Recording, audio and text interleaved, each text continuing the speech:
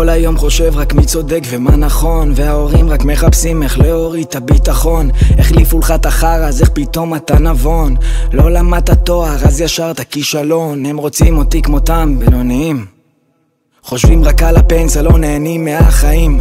קוראים את התחת 50 שנה, לא נהנו מכל הדרך. מה שווה התוצאה? כי החיים זה לא מחר, החיים זה ההווה.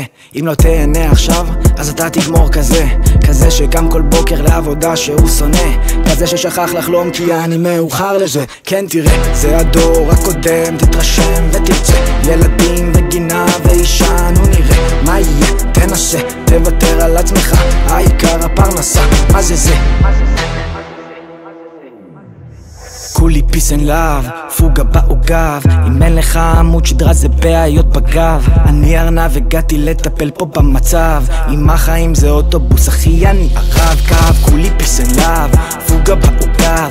אם אין לך עמוד שדרה זה בעיות בגב. אני ארנב, הגעתי לטפל פה במצב. אם החיים זה אוטובוס, אחי אני הרב קו.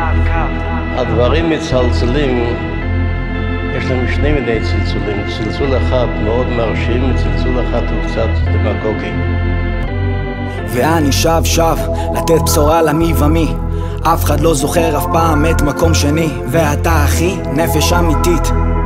אתה חי 80 שנה ומת, מתי באמת תחליט לעשות מה שאתה רוצה?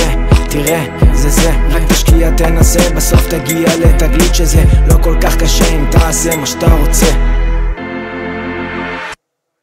החברה אמרה לך תדמית, תהיה תלמיד מדיד, שהם רוצים רק להקפיד על להפחיד, שלא תהיה מנהיג, תהיה אדון לעצמך, רואה צאן לכבשים שלך, רק שמחה בלגן, אין גבול, יש עניין במחברת, אל הציירת, לאומן המיוסר, לאלו שאמרו להם נראה אולי מחר, זה לזאתי שאמרו לה תבחרי דבר אחר, שלא ויתרה וקנתה גם את המוכר.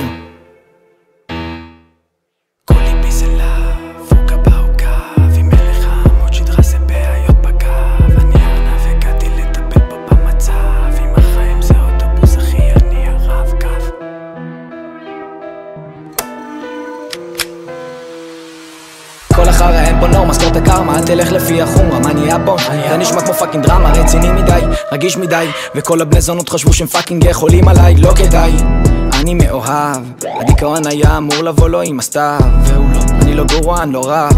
כל הבני זונות עם חצוצות השאירו פה עכשיו, שאם החיים זה אוטובוס אחי אני הרב קו. כולי peace and love, פוגה בעוגב גב. אין לך עמוד שדרה זה בעיות בגב גב. אני ארנב, הגעתי לטפל פה במצב צב. החיים זה אוטובוס אחי אני הרב קו. peace and love, פוגה בעוגב גב. אין לך עמוד שדרה זה בעיות בגב גב. אני ארנב, הגעתי לטפל פה במצב צב. אם החיים זה אוטובוס אחי אני הרב קו.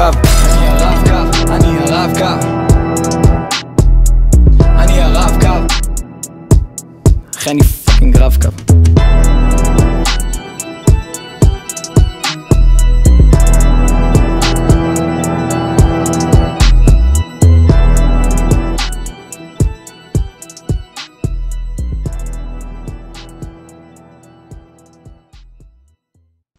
הדברים מצלצלים.